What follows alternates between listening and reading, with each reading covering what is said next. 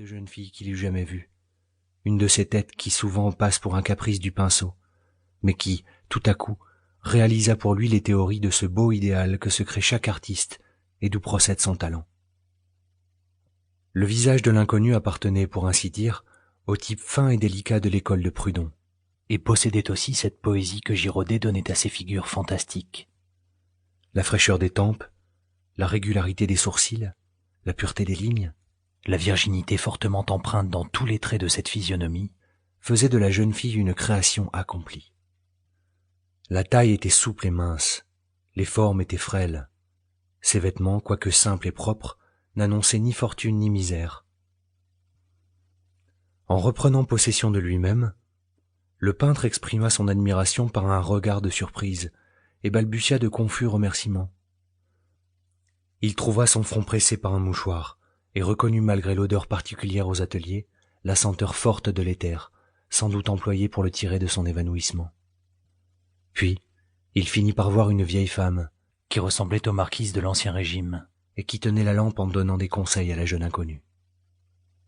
« Monsieur, » répondit la jeune fille à l'une des demandes faites par le peintre pendant le moment où il était encore en proie à tout le vague que la chute avait produit dans ses idées.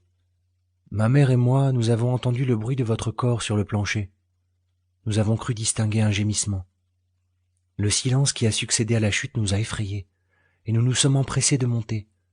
En trouvant la clé sur la porte, nous nous sommes heureusement permis d'entrer, et nous vous avons aperçu étendu par terre, sans mouvement. Ma mère a été chercher tout ce qu'il fallait pour faire une compresse et vous ranimer. Vous êtes blessé au front. Là. Sentez-vous ? » ?»« Oui, maintenant, dit-il. « Oh, cela ne sera rien, reprit la vieille mère. Votre tête a par bonheur porté sur ce mannequin. » « Je me sens infiniment mieux, répondit le peintre.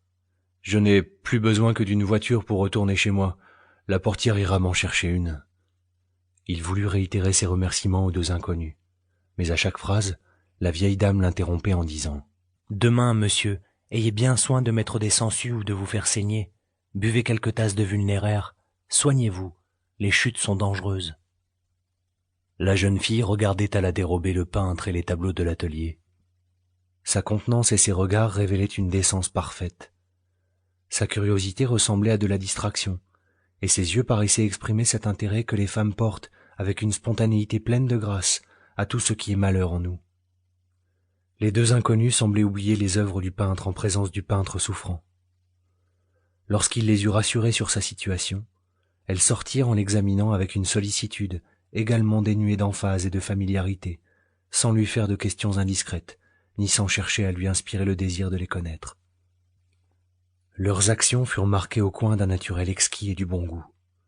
Leurs manières nobles et simples produisirent d'abord peu d'effet sur le peintre, mais plus tard, lorsqu'il se souvint de toutes les circonstances de cet événement, il en fut vivement frappé.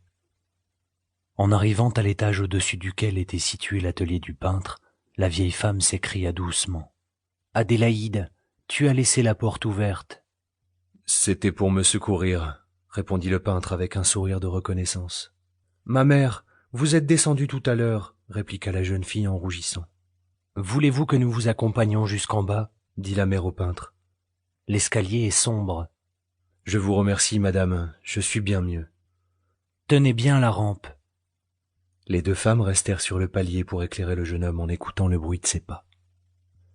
Afin de faire comprendre tout ce que cette scène pouvait avoir de piquant et d'inattendu pour le peintre, il faut ajouter que depuis quelques jours seulement, il avait installé son atelier dans les combles de cette maison, sise à l'endroit le plus obscur, partant le plus boueux, de la rue de Suresnes, presque devant l'église de la Madeleine, à 2 pas de son appartement qui se trouvait rue des Champs-Élysées. La célébrité que son talent lui avait acquise, ayant fait de lui l'un des artistes les plus chers à la France, il commençait à ne plus connaître le besoin et jouissait, selon son expression, de ses dernières misères. Au lieu d'aller travailler dans un de ces ateliers situés près des barrières et dont le loyer modique était jadis en rapport avec la modestie de ses gains, il avait satisfait à un désir qui renaissait tous les jours, en s'évitant une longue course et la perte d'un temps devenu pour lui plus précieux que jamais. Personne au monde n'eût inspiré autant d'intérêt qu'Hippolyte Schinner, s'il eût consenti à se faire connaître. Mais il ne confiait pas légèrement les secrets de sa vie. Il était l'idole d'une mère pauvre.